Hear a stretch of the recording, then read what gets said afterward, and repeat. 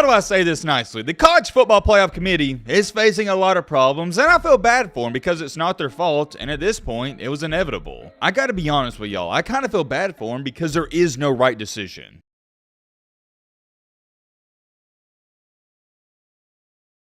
The College Football Playoff has a huge problem, and it's going to stick out like a sore thumb this year. Whoa, hold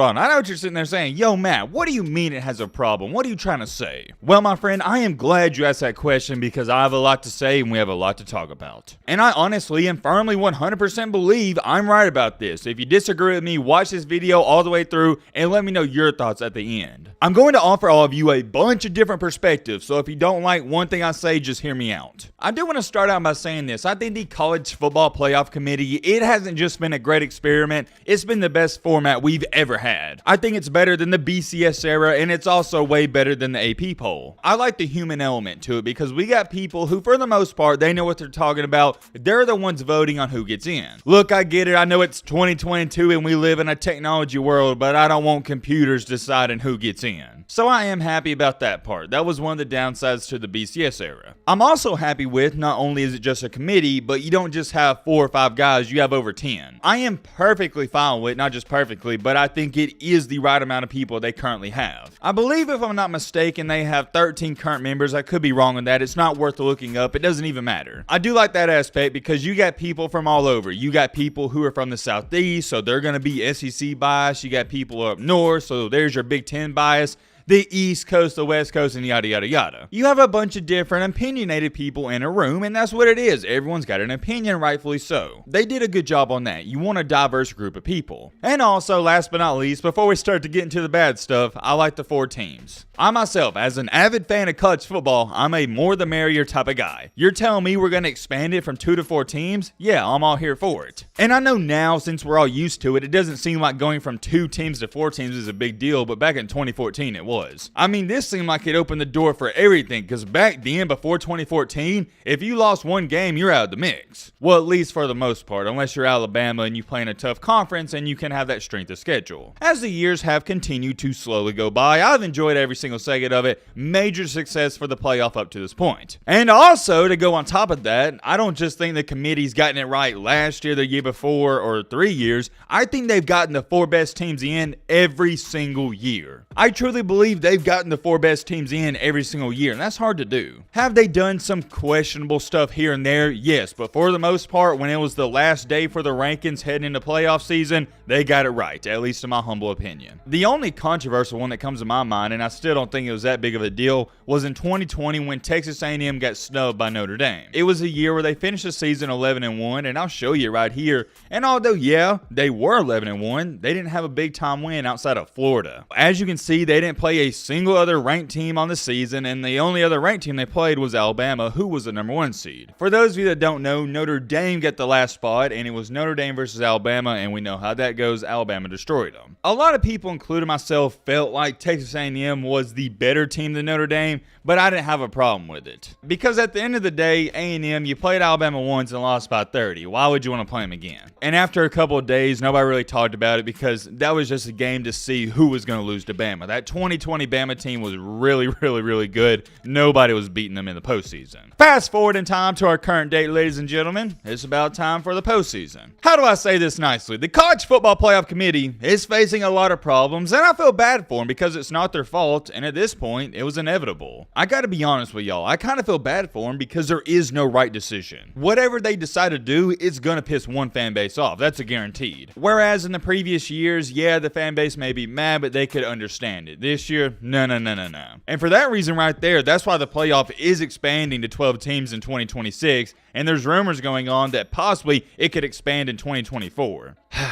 At this point, it's not a won't, it's more of a need. You need to expand it, and here's why. I'm going to show you the rankings right here, and whenever you're watching this video, the new rankings on November 15, 2022, they have officially came out, but when I'm filming, recording, and editing this video, they have not. Or maybe right before I upload it, I can change the pictures and get the new rankings, but it doesn't really matter. Nobody that even mattered in the first place loss outside of Oregon. Anyways, like I was saying, here are the current rankings. Like I said, Oregon lost, so drop them, and everybody behind is going to move up one spot. You got Georgia at 1, Ohio State 2, Michigan at 3, TCU 4, maybe Michigan goes above Michigan, Tennessee at 5, Oregon at 6, LSU at 7, USC at 8, Alabama at 9, Clemson at 10. Oregon has no shot of making the playoff, and Alabama has no shot of making the playoff, and really, Clemson doesn't either, but for the sake of this video, we'll just say they got a small chance. Oh man, I'm about to ruffle some feathers. There are so many places I could start with this, but I'm going to start with this one first because it aggravates me the most. The Ohio State and Michigan. This straight up pisses me off. I understand why it's going to be this way. I understand why it's going to happen, but it doesn't mean I have to like it. Long story short, the winner of Ohio State Michigan is getting in the playoff. The loser of Ohio State Michigan will not make the playoff. Why? Because they don't have a great resume. You only have one tough game the entire season. It's against each other, so if you lose it, you're not getting in. It's plain and simple. But,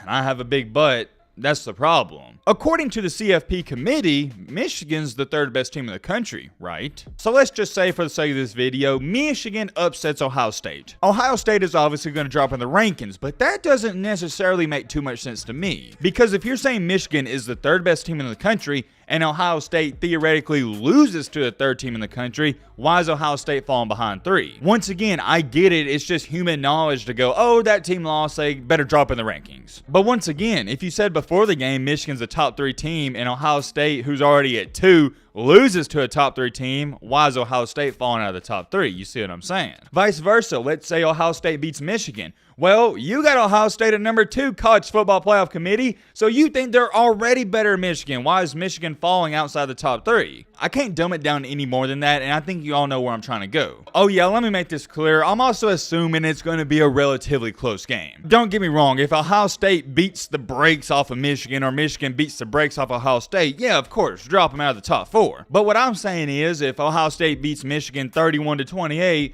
why is Michigan not a top 4 team? Because according to y'all, they're already a top 3 team. So losing by 3 points of Ohio State, that makes them not a top 3 team? I'm sorry, I just can't agree with that principle. Now, me personally, my top 5 is Georgia, Tennessee, Ohio State, TCU, and I got Michigan at 5. So it would be different for me, but the committee already has Michigan at number 3. I've talked about this a little, but I know some people are going to go, yo, Matt, what the crap? How is Tennessee at number 2? And let me explain. When you look at all these teams in the top 10, when you look at their resume, Tennessee has the best resume, and it's not even close, even with the loss to Georgia. Tennessee has 2 top wins against current top 10 teams. But here's the biggest factor to me. I didn't understand why they dropped Tennessee so far in the first place. Because here's my logical thinking, and it's the same thing with Ohio State and Michigan. If you're going to sit up here and tell me, CFP committee, that Georgia is the number 1 team in the country, why am I supposed to believe it's a bad thing to lose to Georgia and you should fall in the rankings? Because logically, you're telling us Georgia's number 1, so you think everybody behind them will lose to them, right? That's where I'm going with this. So since Georgia's number 1, I'm not going to penalize Tennessee for losing to them on the road. Granted, I think everything will play itself out, but I also think the rankings contradict themselves. Let me give you another example. I got Ohio State at 3, so if Georgia beat Ohio State by 20 points at home, I still got Ohio State at 3 because Georgia's my number 1 team. Whoa, whoa, whoa, whoa, whoa, whoa, whoa, whoa, whoa, whoa, whoa, whoa, whoa, whoa, whoa, hold on. I know what you're sitting there saying. Yo, Matt, are you kidding me? Is that the big problem? And no, it's not. We're just getting started. Here's the true biggest problem, the biggest dilemma with all of this. For most of these teams fighting for a top 4 spot, if you're not in the SEC, you lose 1 game, you're done. For example, TCU loses 1 game, they're out of there. Michigan loses 1 game, they're out of there. Who else? Clemson loses 1 game, they're out of there. And for the most part, the past 6 years in the Pac-12, you lose 1 game, you're out of there. You don't even have a chance to make it if you lose 1 single game. The SEC does get a little more leeway, but we can all agree it is the toughest conference. But still in the SEC, like you see with Alabama, or most teams, you lose 2 games, you're out of there. And for most years, if you go 10-2 for 99% of programs in college football, that's a great season. But even with having that great season like Ole Miss has had this year, like LSU has had this year, it may not be enough. So because of that, since only 4 teams can get in there, for example, a team like Clemson this year, their season's already over. They have nothing to look forward to. Now I get it, technically it's not over. The players are still going to play hard. The coaching staff's going to play hard. But for the fans, you know what I'm talking about. not. There's not an end goal to get to anymore. And don't kid yourself, nobody's excited about going to the Cheez-It Bowl or whatever bowl game you're making it to. Even a New York Six Bowl, that's not even exciting for fans. What do fans want of these teams? They want to make it to the playoff. And what's happening because of that, the engagement as the season continues to go on, especially later in the season, it lowers. And when you have lower engagement for a lot of these fan bases, do you know what that means? It means less money. And I hate to break the bad news to you, but college football, it's a business. Money runs the world, and it also runs college football. Why do you think USC is going to the Big Ten? Why do you think Texas and Oklahoma are going to the SEC? For money. Come on, man. Don't play with yourself. It's all about money. I get what a lot of you are saying. Well, Matt, my team, Clemson, we may not be in the race, but I still enjoy watching every single game, and I get that. But me and you, 98% of us watching this video, we are avid college football fans. We're not casuals. The truth of the matter is your casual audience is a bigger audience than people like me and you. And what's happening is, for example, a team like Oregon, a team like Alabama, a team like Clemson, since they have no shot of making the playoff, those casual fans are not watching anymore. There's nothing on the line. There's nothing to play for. There's nothing to look forward to at the end of the season. But whenever you expand it to 12 teams, think about this. You're going to have a team late in the year ranked 20th in the country, and they're going to have hopes of making the playoff. The engagement is going to be at an all-time high, and I'll give you an example. Currently, North Carolina, they're ranked 15th in the country. Let's just say it's week 11, and they're fighting to get that 11th or 12th seed. Well, not only are North Carolina fans, more of them, going to watch the game because they think they got a chance to make the playoff, but I'm going to watch the game myself. I like to see stakes on the line. But for example, if North Carolina plays this week and they're ranked 15th in the country, I'm not going to watch them play. There's nothing on the line. You see where I'm going with this. We like to have stakes. Expanding the playoff to 12 teams is going to enhance that even more. You can mark this down. Viewership will go up.